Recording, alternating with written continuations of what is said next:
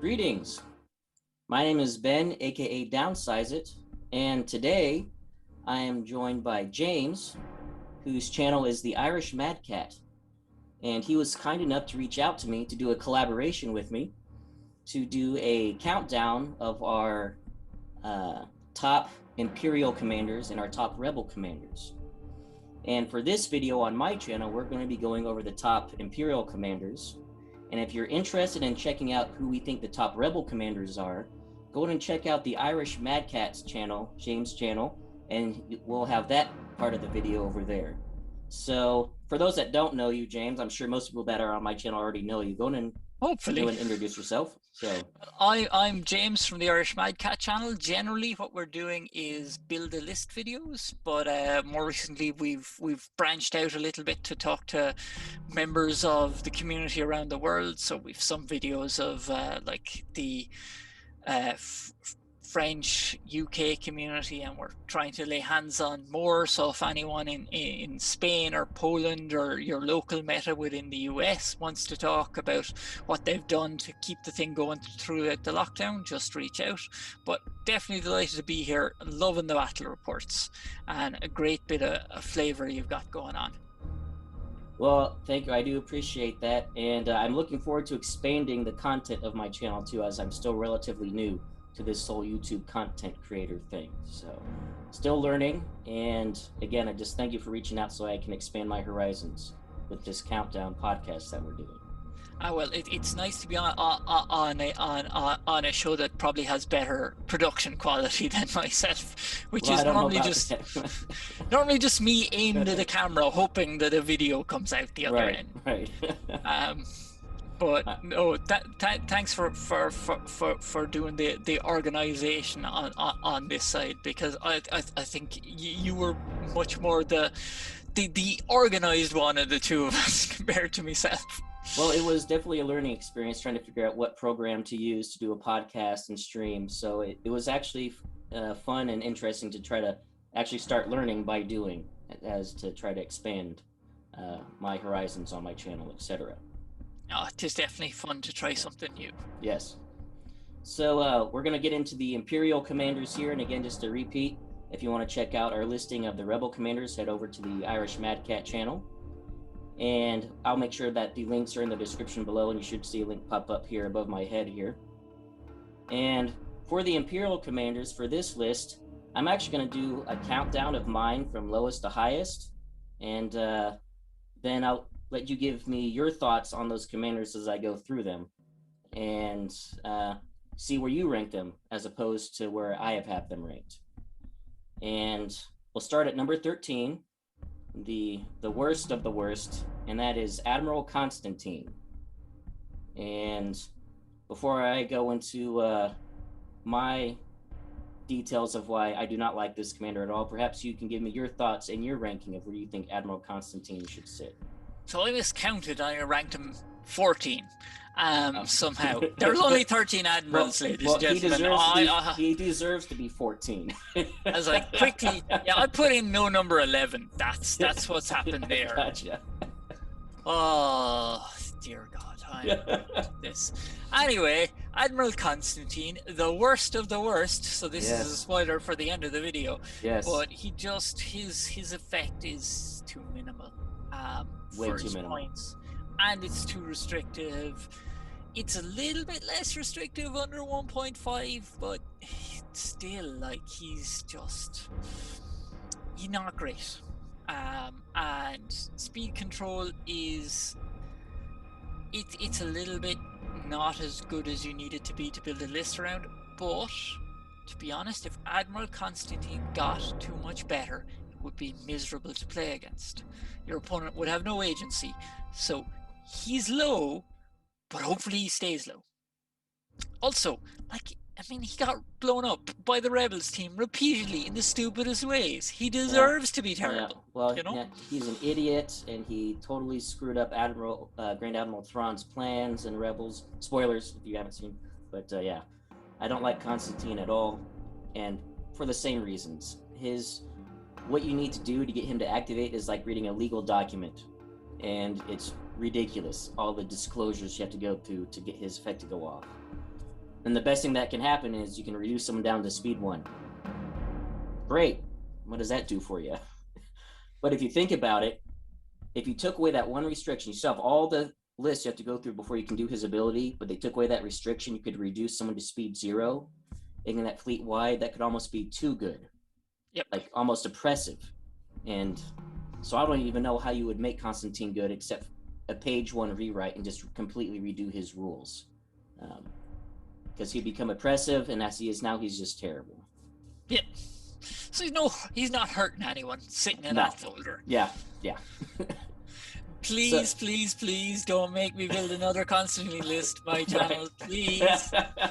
I've done 3 already. Man, sounds like the people on your channel that follow you are sadistic. They just want to. I love them, but there have been 3 Constantine list build videos. Oh my goodness, I can't even imagine. Well, now that we're done with the bottom of the barrel, I'm sure actually no one was surprised who knows anything about anything when it comes to the Imperials. Let's get into some more of the interesting things. So, ranking at number 12, which might be a surprise to some people, but I actually have Emperor Palpatine at number 12.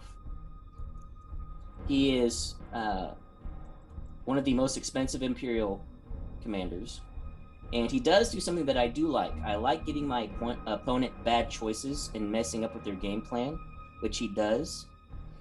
But I've found in trying him out that the effect is too minimal to be worth his cost, especially since the officer Emperor Palpatine is so phenomenally good.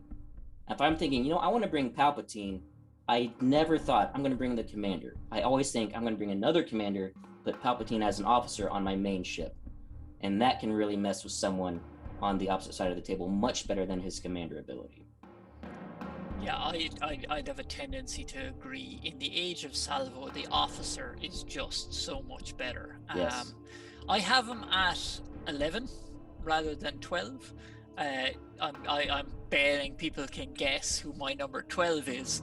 But yeah, it just, like, it's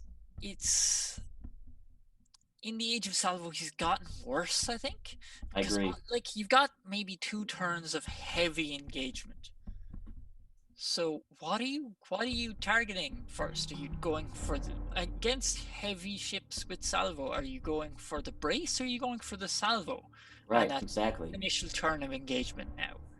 So that's made it even more complicated. Maybe you can ignore the redirect, but like, it's probably salvo turn 3, brace turn 4, but at that stage, like, is even the getting rid of the brace any good? Yeah, they're probably going to be discarding it anyway, so they're not going to care at that point anymore. And against, well, aces were in play. Maybe there's a case for, like, oh look, I get rid of scatter against an Imperial ace, I get rid of brace against a Rebel bunch. But if you've only got 4 aces, is it really that much of an impact? Right. Like, it's just, I don't know how he fits. And the thing is, he's expensive, and you probably want intel officers as well. Yeah. In any build, so that means he's extremely expensive, and ISDs are in trouble right now, to my mind. Like, it's just, I don't think they're in the greatest of places, and it is probably something big and meaty, and then everything's already expensive. Yeah. Maybe there's a place for him with onagers, but it's and you're engaging from turn 1, you're hitting those evades on, and you don't have to worry about salvo with onagers for several turns. You can't salvo an ignition attack. So there is a possibility, especially if you're running a multiple onager list. But if you're doing a multiple onager list, that's already obnoxious. Hopefully you tell your opponent ahead of time. Don't take that to somebody's first game. No. And actually, that's a spoiler. There is a bat rep coming up in a few days where I did run double onager to try out, and so you can see how that went, and it probably went as you expect it went. But you probably don't want to be running double onager unless you don't want to keep your friends. So. Or you're preparing. Are your friends want to test competitive? Yeah, and I don't mind playing against most any fleet when I'm in that kind of I need to practice for the Right, next one. exactly. Yeah, you For a want to. friendly game, Yeah. like if you haven't seen your friend in 2 months, you're both covered in masks, and he or she probably don't want to sit there for half an hour while you just shoot him. Take a pounding. Yeah, exactly. Yep, it's not the nicest experience. Well, so continuing the countdown at number 11, I have Admiral Piet. And yeah, the reason why I have him so low is because the only time I've ever considered using him is when I'm bringing a Super Star Destroyer and putting him on the Super Star Destroyer. And it's one of those where I've even thought about building fleets around him that doesn't include an SSD. But even then, I'm thinking I might want another Admiral for this. I think he is very powerful when you're going just with one big giant ship with a couple support ships. And you can just tee off on a whole bunch of commands and the dials actual proper. But I think he's too restrictive to be useful in a wider fleet action. And I'm actually curious what your thoughts are on it. Sounds like you might have him a bit higher. I have him at 9, which isn't like a superstar, but I don't actually like. This is the thing. He kind of fulfills that. I have a fleet. I know what it does. It doesn't need an Admiral kind of role of Agate or Dudana. Now, with Imperials, you do kind of need to specialize a bit more than with Rebels. So generalist fleets are not as easy to come by, but his effect is quite good. Now, I've seen Karnak from Star Wars Armada Explained use him with Beck to do horrendous things. Oh, really? I hadn't even considered that. Yeah. But yeah, he's solid. On an ISD, with the Superstar Destroyer, I just can't use anyone that isn't JJ. It's that simple. It's gotcha. like JJ is broken as all hell on a Superstar Destroyer, and Piet just doesn't do enough. That it needs that second click that it gets from JJ, but Piet is solid. I definitely suggest trying him out. He doesn't even like the ISD you put him on, and it's probably an ISD. Who are we kidding? Yeah. Doesn't really need to be that tricked out. You could probably actually put him on a Quasar for some interesting survivability, because that Quasar then is naving and is commanding squadrons. That is true. That's another one I'd give a try, and I'm guessing a Quasar going at speed 3 and having a nav command every game, or even just when it needs it, while still doing the squadrons, it's probably tricky enough to pin down. But yeah, I'd have him as slightly better than 11. He's still not top tier, but he's not the worst. Not just fair enough, and that actually has inspired me to maybe actually give him a try in a non-Superstar Destroyer list.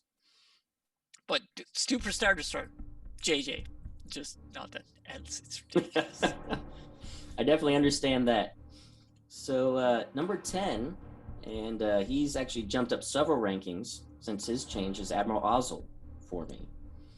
I used to hate him, but now with his current rules changes, he's become far more flexible. He is kind of like, the Dodano. I just got a feeling I'm going to throw him in. You don't even have to worry about nav commands if you're not worried about too much about maneuverability, just speed changes. And he's so much more versatile now. For just a cheap commander, throw him in. You don't even have to think about it anymore. And it frees up your other options for commands for the rest of your fleet. And again, he's not top tier for me, but he would have been second to last for me before his rules change. But now with his rules change, he's far more viable. I'm actually considering I might actually try an Ozzel list out just to see how it goes. So I have him at number 5. And that's totally fair. Totally fair. I played in the Vassal World Cup. My opponent had Ozzel. This is Ginkapo from the UK. And basically, he had abandoned mining facility. He had Ozzel. He sat at speed 0, mined the living daylights out of it, and was able to just wait with engineering commands all over the place. Wait until I got close, and then jump up to speed 1. Decide to go. And just that's incredible. Wow. That's a tactic that again, I love how, you know, people, you know, I'd love to be able to play with more people around the world. I gotta think about doing the online thing, because I would never even consider doing that tactic, but someone came up with it, and you know, it's so unique and something you would never see. Yeah, And he's scary as all get out now. He just, the amount of control, and the, like, it's just because you don't need the command anymore, and he's cheap. He's the cheapest of the admirals alongside BS. No, he's deserving of a higher slot. I definitely try him out with some raiders and some other good stuff. Hell, he even works with ISDs. yeah, Being able to jump from 0 to 1 without a command, or 1 to 3 all of a sudden, and people are like, what just happened? right, exactly. He's definitely, and he's like, it's very hard to fly people off the board with them. It is, exactly. Which He'd actually probably, without you know, saying that, he might actually be a good admiral for a first-time Imperial player, so they don't even have to worry about navving, and they can just worry about other parts of the game to get it down. So it might teach them the wrong lessons, but yeah, that is true. Yeah, it might be some bad habits, but don't play JJ for your first Imperial Admiral, folks, or you will not remember how any Imperial ship actually moves. Right, exactly. Yeah. Oh, yeah. You'll get spoiled with JJ for sure. And this is going to be controversial, I can already tell, but at number 9 is where I have Moff Jerjerrod, and I know that's probably sounds like sacrilege to the vast majority of the Imperial players that might be watching. You're crazy. Yeah, and this is the reason why I have him there. He is a phenomenal admiral or a commander, and however, and you mentioned that you always run JJ on the Superstar Destroyer. I've actually never done that because I love fleet commands. I'm always running fleet commands. Very rarely do I not bring a fleet command to my list. And if I'm bringing a fleet command, the first one I always pick is take evasive action. So the way that I play, and I always make sure I've got the tokens for it, I'm always getting a click that I need. And I've found that just getting one click is enough for me to position the SSD where I need. And then I can have another commander that is also assisting. But I know this is not a popular idea. And this is really just comes down to personal opinion and personal playstyle on my part, that I usually find that I don't need to get those that extra maneuverability from JJ when I'm actually getting it somewhere else in my fleet, when I usually put my fleets together. So what I'd say to you is take evasive action and JJ work at the opposite ends of that nav chart. I would challenge you to have both and see what it does. Like, this is the thing. For me, he's number 2. And I got you. I definitely understand that. I think most people would put him in the top 3. And this is the thing with fleet commands. For me, it's intensify firepower. That is the one I want. Take evasive action. I've messed around with it on Rebels and not so much with Imperials, but it's an investment. Fleet command is an investment. The cards themselves are cheap enough, but there is a premium to get that slot. And I think once you have that slot, there are other better cards. Not saying you can't use take evasive action, and it's definitely a good one. But JJ, just like, you can put him in anything, and he'll just make it work. You want Architons to go around, shoot round corners and fly around them as well, he'll do it. And they can stay concentrating fire as they do it. You want your Superstar Destroyer to be doing other things other than navving. Well, JJ's got you covered. He's just so flexible, and it's just so nice to get that double click. Remember to take your bloody damage. Right. Yes. And this is one where I'm sure he will go up in my list when I play him more. And it really just comes down to I just never put him in a list where I haven't wanted someone else. but I know because I watch other bat reps, I watch other YouTube channels that talk about commanders and fleet builds, and I know I'm in the vast minority of someone who doesn't just adore Gergerod and what he can do. And I've actually found myself struggling to fly Architons and get down their maneuver profile because it's so different from everything else. And when you mentioned JJ, they're using him with Architons, that might be the secret sauce I need to unlock their potential for me to fly them. So you've actually inspired me that I think I want to put together a list now with JJ that has Architons in it and other ships that aren't traditionally maneuverable or don't have the traditional maneuver charts, and really open up their maneuverability and probably surprise my opponent who might not be used to facing those ships with that kind of maneuverability. Maybe try an Architons and a Quasar or two, and just see how much more survivable does the Quasar become with that kind of juke that it's got going on. Gotcha. You're definitely inspired me. I'm already just thinking in my mind a list I might want to put together and try out for a battle report coming up, just to try out and see how it works. And again, it's just lack of experience, and I just need to try it out. So, and maybe I'll be won over like everyone else is when it comes to Moff Gergerod. Oh sure, you never know. You never know. So for number 8, this is another one that has risen in the ranks since the recent updates, and that's General Tag. And it's the same reason for Garnbel Iblis, but not as much as Garnbel Iblis, because Garnbel Iblis's tokens, Tag is getting back defense tokens. So that's not as effective, but I do like running fleets where a lot of times when I'm spending defense tokens, I'll spend through salvos quick, or I'll spend through my evades doing TRCs quick. And being able to pick which rounds and just plan out, all right, I'm going to start hitting hard with my TRCs, I'm going to be taking damage, salvoing back, I'm just going to spend through them, and I get them back. Spend through them again, then get them back. And picking which rounds that happen, that's mainly the reason why I like Tag a little bit higher now at 8, mainly because of salvo and evades. Yeah, I have him at 12. Fair enough. I have Vassal and TTS both have the Grievous cards in at the moment. I've tried Grievous. I never ever want to try Tag after trying Grievous, because Grievous sounds fantastic just by looking at so much control. Oh, it's ridiculous. I'll have a video maybe this week, hopefully on my Fly Fast Die Furious list. But yeah, I don't know, Tag is just, I don't know that the effect is enough. I've tried to build, and then I've just gone, it feels so passive for the lost opportunity cost of having another Imperial Admiral in there. Right. I get what you're saying, spend them fast and then just get them back.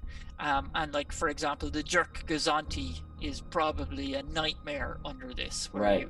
And for anyone who doesn't know what the Jerk Gazanti is, it's Gazanti, Slicer Tools, Tua, and ACMs for that thing that can't be not scattered. Right. But still, I'm like, I don't know, it's just a bridge too far to put him anything higher than a 12. And by the way, this is what we're going to get blown up though for having Tag higher than Gergerod. Oh, I know.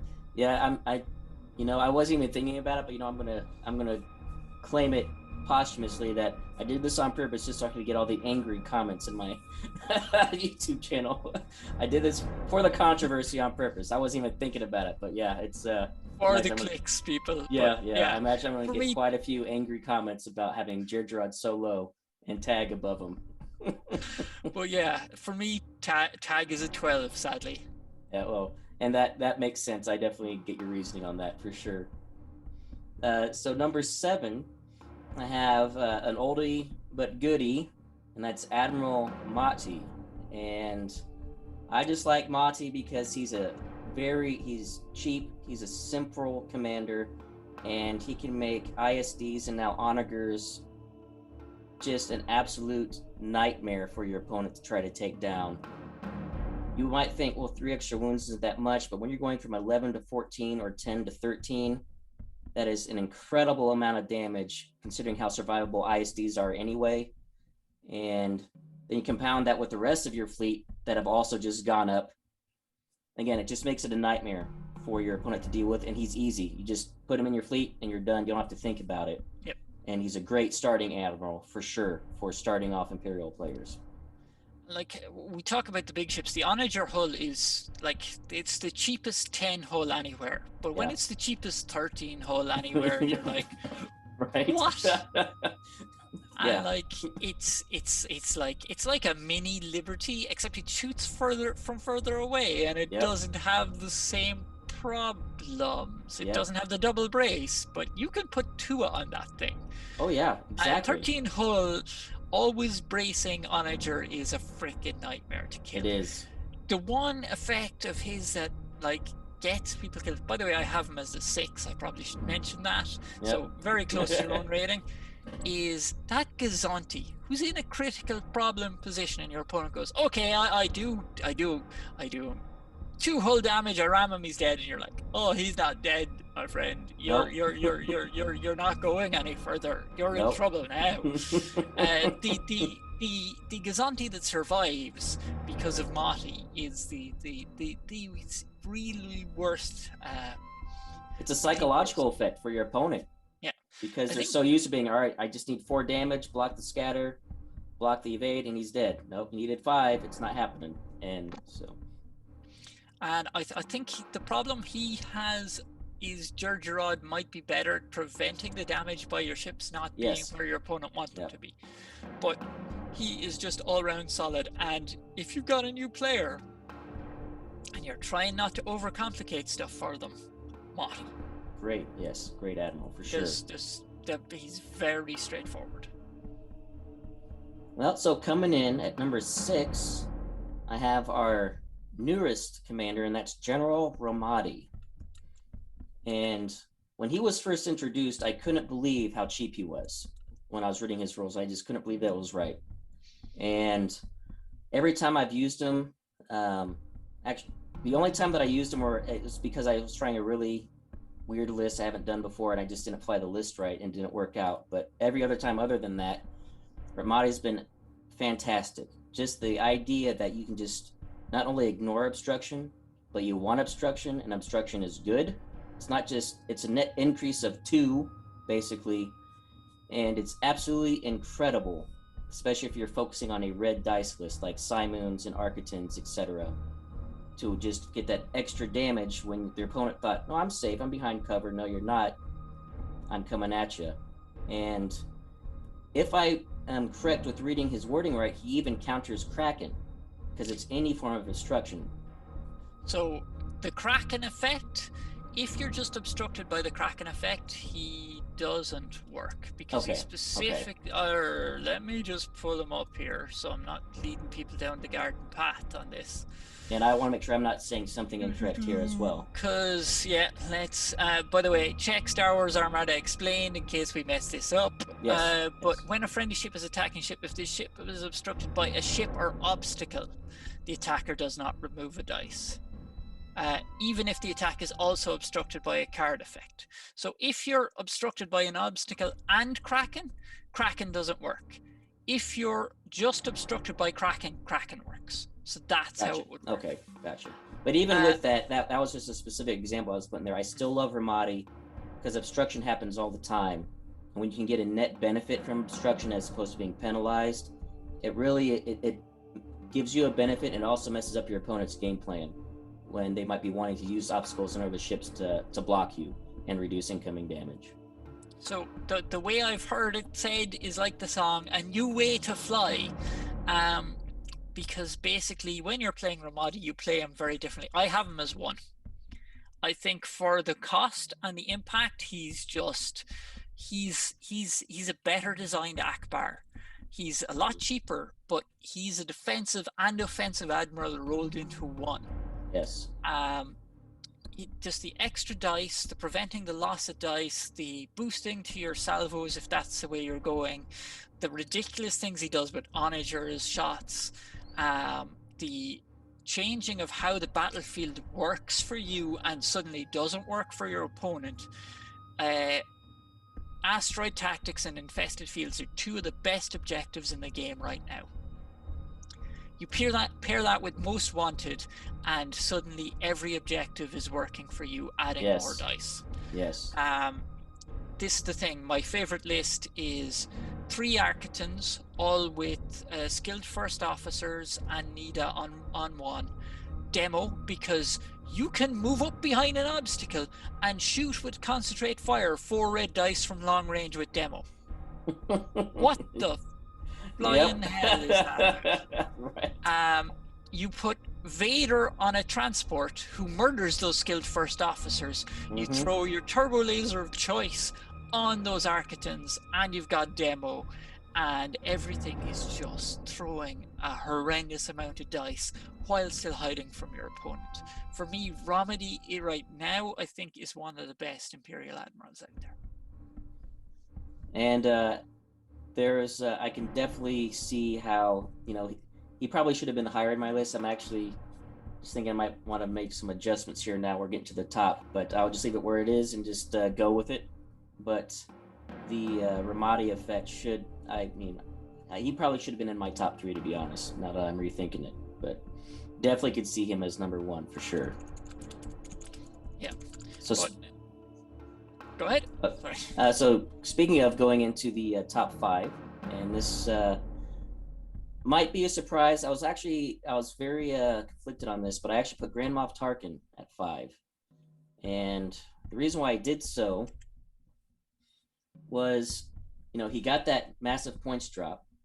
And even though his effect didn't change, now that he's cheaper, the ability to get tokens, whatever you need at the start of a round, to refresh cards, activate cards, etc., is so powerful, especially when you combine that with the Sovereign title, where you can then just swap those tokens out with whatever you send tokens out to your fleet, activate Sovereign, then you can swap those tokens out to pick and choose what you need for each ship. And with him being so much cheaper now, I find that his ranking has skyrocketed from where he used to be. He basically became the Admiral where practically no one took him ever, to where now he is very viable in many lists now. I have him as 10, which is still fairly low. I suppose for me, the problem, he's a lot better. He's a lot better with the cost reduction. The problem for me is there are so many Imperial officers that generate tokens. Like, you need a specific game plan for them. And like, okay, so if you've lots of ships, that means you've low amount of command, so they can't do a great amount of command storage. If you have a couple of big ships, then you don't have as many ships, and then so maybe you're getting a kind of redundant token a little bit, which really kind of, I don't know, it kind of reverses what I was saying on Garm. I just haven't found just the amount of Imperial officers who do tokens cheaply and easily. Right. That's kind of what's holding him back for me. And he's very much a generalist. Yes, very much so. And I think that my problem is comparing him to Thrawn. I think a lot of what he does, Thrawn does just a little bit in a more focused way. But yeah, so for me, he's okay, but I probably need to try him out to see is he in any way spectacular. I will. He is a generalist, and I should caveat this, where since I'm kind of, when I put on the Sovereign title as really make him really good, that's almost saying he's good if you have this, as opposed to he's just good in general, which might mean he needs to be a little bit lower on my list. But I think Tarkin with Sovereign, where it increases your flexibility even more, I think I'll just put that caveat there. I was thinking Tarkin with Sovereign when I was putting him at ranking 5 for sure. Oh yeah, well, I mean, I think my JJ rating is based on the SSD, so I think Right. tying it to a specific Yeah. ship is tis fine. Well, so going number 4, and I know a lot of people might think he's lower now, especially because of his officer card, and that's Darth Vader. And the reason being, because I know it's a much cheaper way to get the Vader effect on one-offs with the Vader officer card, and just get a whole bunch of cheap officers around your fleet that you don't mind choking out and killing throughout the game. And I know that Vader is still expensive. He's still in the 30s. But the ability to where you're building a fleet and you have Vader, and you can choose to ignore all of the dice mitigation upgrade cards you might normally take and just say, I'm taking other things. And then you just get rerolls for the game. I think that's still just fantastic and very powerful. And even though I know most people now probably just do the Vader officer with other cheaper officers to get the same effect on specific occasions, but the ability to have Vader as your commander and just be able to do it all the time, until you, of course, run out of defense tokens, but just be able to do it for a lot throughout the game, I think is a very powerful effect still. Yeah, for me, he's at a 7, so he's middle of the pack, but this is the thing. You take a Simoon, you take an Onager, you take something with a big dice pool, and then you layer the dice fixing with them, and he will just murder stuff. Yeah. He is going to eventually, and this is the thing, I think Green Knight, when the Simoon first came out, just layered stacking effects on Simoons, and then I wasn't taking CR90s for 3 months after that. Like when he got the Simoon, and when Intensify Firepower came in, like he's still horrifically terrifying. Yes.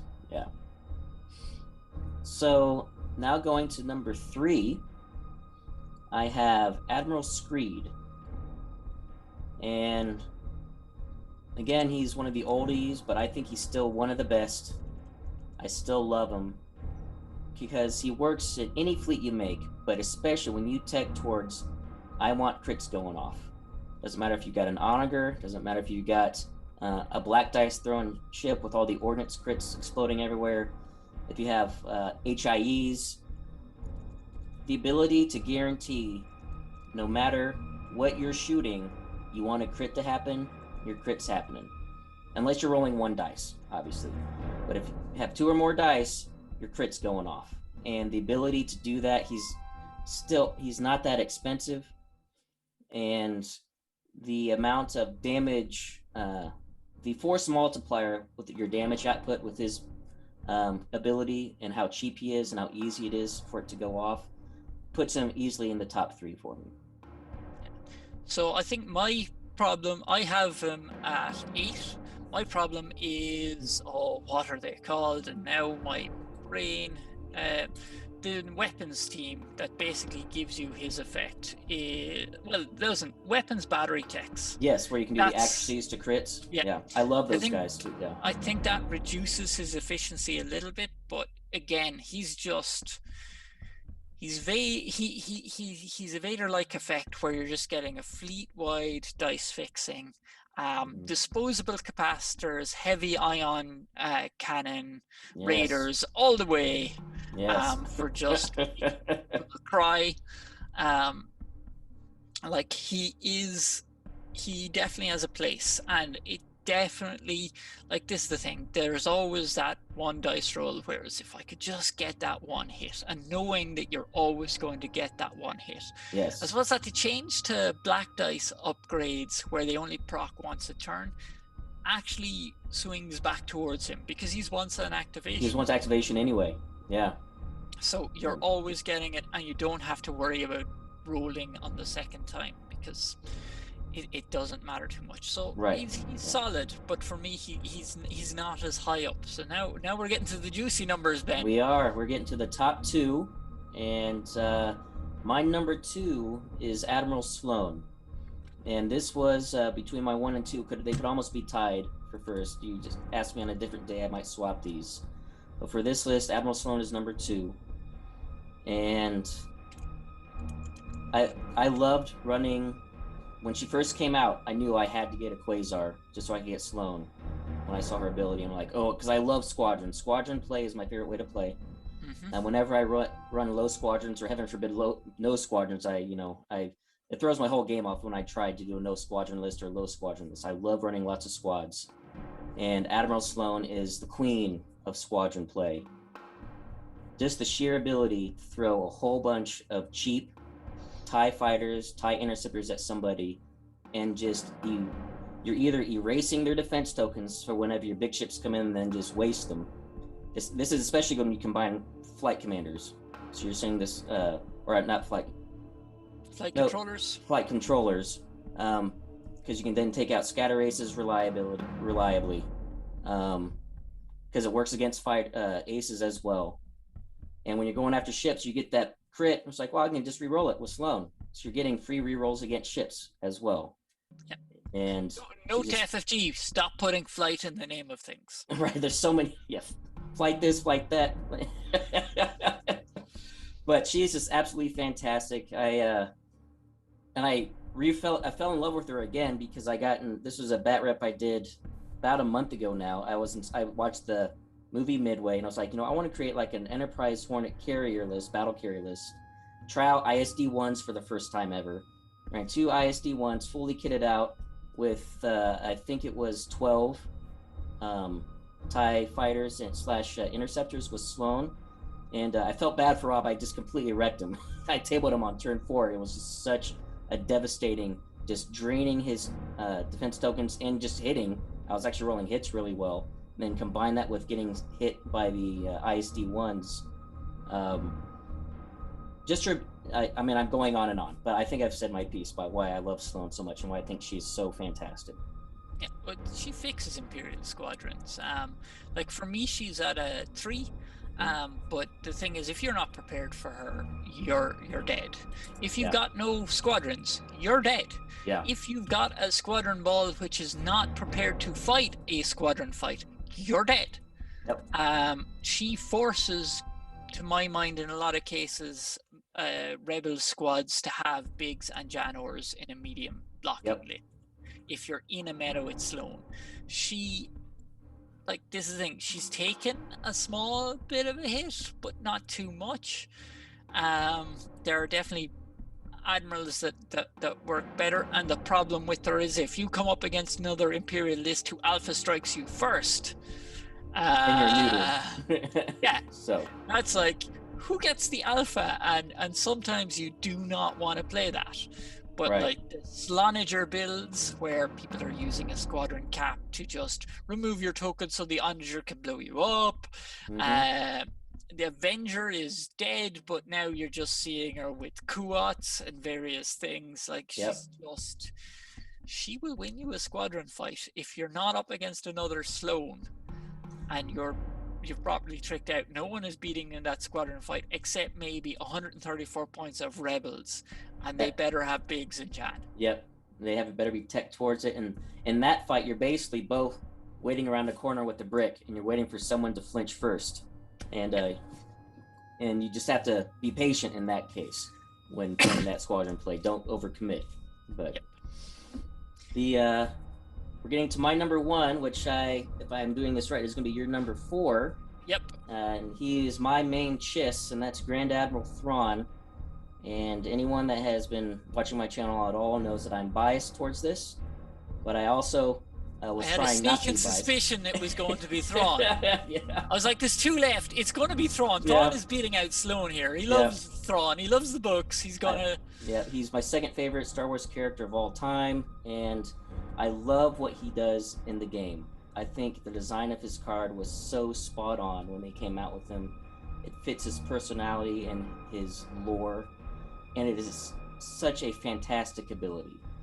I love being able to set up an overall strategy for a game and be able to commit to it. And his ability that you can basically guarantee that for 3 rounds, your entire fleet is getting a second dial is absolutely fantastic. And when he came out, it made a 2-ship Imperial list viable and winnable at tournaments. And the thing with Thrawn is the more ships you put in, he becomes better and better and better. And the higher points list you play, like I like playing 600 point games, because it feels more like a fleet. He's even better. He's one of the admirals that just scales exponentially. The more ships you put in, the larger your fleet is, and he can be a little bit challenging to learn to play and fly effectively. It took several games of me playing Thrawn and just failing before I finally got a rhythm and how I want to build a fleet around him and work his squadron dial or his command dials, etc. But once you can get him down, I would say he's high skill, but very high reward to play once you can get him down. And it's just absolutely fantastic. Yeah, no, he's just great. He just, whatever your plan is, you can fit him in with it. You want to attack and do squadrons, he's great. You want to just basically take a bunch of projection experts on interdictors and command architects to make an unkillable ISD run up front, you can do that. Right. They'll nav and they'll repair. You know, he's just being able to pull the trigger and have 2 full dials is just fantastic. I think he suffers a little bit from the whole Imperial officer token thing. But no, I have him listed, you're right, as number 4. But no, he is solid. And the main problem he runs into with his squadron builds is he runs into slow. But that's the only Imperial Admiral who gives him a run for money with the heavy Imperial squad list. Right. Yeah. But yeah, no, that I think we're a bit more all over the shop than we were with the Rebels. But we are, yes. And one thing I really enjoyed about doing this with you on the Rebels one, especially because I wasn't as familiar hands-on playing Rebels because I play mainly Imperials. But especially with this list, because we were quite different in a lot of our different rankings, it's one of the things I like about Armada. Is Star Wars Armada is one of the most well thought out, well balanced games I've played in all my years of gaming, and especially compared to some other games I play. I love playing Warhammer 40k, but you want to talk about a game that is not balanced, it's Warhammer 40k. And they haven't changed the rules enough in the 20 years. They need to. You can't anymore have one side activate everything and have somebody sit there and just have stuff die for 30 minutes. I can't go back to that type of game. I love it for the lore, but just I just love how well balanced Armada is that let's say we have this conversation again, we add a third person and they put their listing in, it'd probably be also very different. Yep. And I love that about Armada because with the exception of Constantine, he is complete trash. Anybody else in the game, any other commander in the game can be viable and can work, and you can make a fleet work with it. And I love how that there isn't this is the only way to play Armada, this is the best, and everybody agrees, because that's not a balanced game. That's not a fun game. There's no variety. Yeah. So if you want to add your Imperial rankings below, we'd love to hear what your thoughts are and what's your top and bottom. Absolutely, and feel free to trash me in the comments about my Gergerod ranking. I fully expect that to happen, and I will fully accept it. And I expect my channel viewers to come and give out about the Constantine bashing that we've done. But yeah, so I have Romedy as 1, Constantine is last, and you've Thrawn as 1, and Constantine is last. So actually, that is the only Admiral of the top and bottoms. We're matching on those, but there are 1 or 2 others across. So Sato, for example, we hit on the same number. And Sloane was actually pretty close. You had her at 3, I had her at 2. And I think she's one I'm pretty confident would say that most lists would probably have Sloane in the top 3. I'd be hard-pressed to find an Imperial player that wouldn't put Sloane in the top 3. So Sato, across both videos, is the only one where we've totally agreed. The exact, really? How about that? Isn't that amazing? So you're getting diverse opinions, people. Yes, very diverse opinions. And exactly. Well, I want to thank you again so much for inviting me to do this. And I highly encourage everyone to please go over to the Irishmadcat channel. Make sure you subscribe to his channel. Check out his videos. Cross-pollination of all of Armada channels and videos is only good for everybody. It's that old saying that the tide raises all boats. So I just really appreciate that, and I want you guys to go over there and check out his channel and give him your support as well. And thank you again so much for letting me be part of this with you. And thanks for having me on. And if you're watching this video on Downsize It, why have you not subscribed? So hit the button. It's right there, people. It's not hard. Subscribe. But no, this has been great fun, and sure, if people like it, we might come back when certain 2 other factions drop a couple more admirals to have a chat about. Exactly. There's something coming up in about a month. So, and one thing I would like to do, if you don't mind me doing this with you on screen here at the end, for those that are not aware, I am paired up with Garrett Vance at Admiral Tater's Ship Shop, and I like to put a question out for every video for you to answer to be entered into the giveaway for the month of March.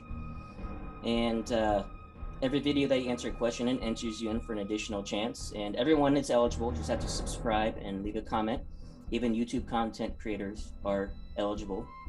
And for this video, just keeping in line with our commander rankings, go ahead and comment below. Give us your top 5 Imperial commanders in the comments below, and that'll be the question for this video to enter into the March giveaway. And James, you're already entered for this video. Yeah. This count. You don't have I was like, do I need to comment? No. Did I get this done already? This more than qualifies. So I'm already going to be putting you on the list for this video. The Admiral Tater stuff just looks gorgeous. Some of the tournament trays and boxes he's done, it's absolutely fantastic. It was I pulled the trigger on his stuff about 1.5 years ago, and I can honestly say getting those custom range rulers, so I have one for each distance and for each range, it's the best purchase I've ever made for Armada, outside just buying ships to play the game. It's hands down paid for itself so much. It's made playing the game so much easier, and it just looks great having it on the table as well. So definitely highly recommend it. And so just going to leave that, give me your top 5 Imperial commanders in the comments below, and that'll get you eligible for this video. So remember, if you're not in, you can't win. So get those entries. Exactly. Well, once again, thank you for watching. I hope you enjoyed it. And until next time, take it easy.